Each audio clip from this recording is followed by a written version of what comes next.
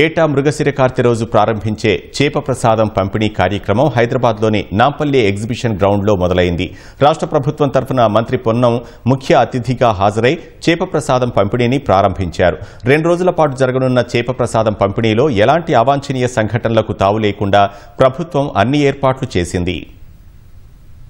మృగశిర కార్తెను పురస్కరించుకుని Hyderabad నాంపల్లిలోని exhibition grounds లో బత్తిని సోదరుల చేప ప్రసాదం పంపిణీ ప్రారంభమైంది. చేప ప్రసాదం పంపిణీ కార్యక్రమానికి ముఖ్య అతిథిగా మంత్రి పొన్నం, ఎంపీ అనిల్ కుమార్ యాదవ్, పీసీసీ అధ్యక్షుడు Mahesh Kumar Goud, fisheries corporation chairman మెట్టు సాయి కుమార్ హాజరై ప్రారంభించారు. కార్యక్రమంలో పాల్గొన్న మంత్రి పొన్నం ప్రభాకర్ కు బత్తిని కుటుంబం చేప ప్రసాదాన్ని అందించింది. నిస్వార్థంగా బత్తిని కుటుంబం చేస్తున్న సేవకు పద్మశ్రీ గుర్తింపునకు సైతం రాష్ట్ర ప్రభుత్వం తరపున సిఫారసు చేస్తామని మంత్రి పొన్నం అన్నారు. గతంలో తనకు ఆస్తమా ఉండేదని, చేప ప్రసాదాన్ని తీసుకోవడం వల్లే ఆ సమస్య పరిష్కారమైందని పీసీసీ అధ్యక్షుడు మహేష్ కుమార్ గౌడ్ అన్నారు. చాలా మంది శాస్త్రజ్ఞులు, డాక్టర్లు ఎన్నో రకాలుగా చేప మందుపై ప్రచారం చేసినా వాస్తవాల్లోకి వెళ్తే ఇది బ్రహ్మాండమైన ఔషధం.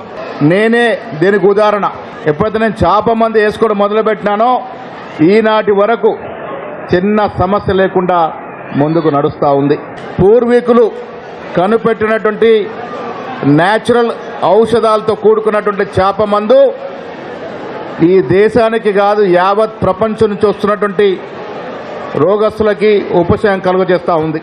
తెలంగాణ రాష్ట్రం నుంచి వస్తున్నటువంటి అనేక మంది చేప ప్రసాదం తీసుకునేటువంటి వాళ్ళందరికీ పిట్టి విశాల్ సంస్థ తరఫున అనేకమైన సామాజిక కార్యక్రమాలు, అన్నదానం కూడా నిన్నటి నుంచి ప్రారంభించినారు. వారికి కూడా అభినందనలు.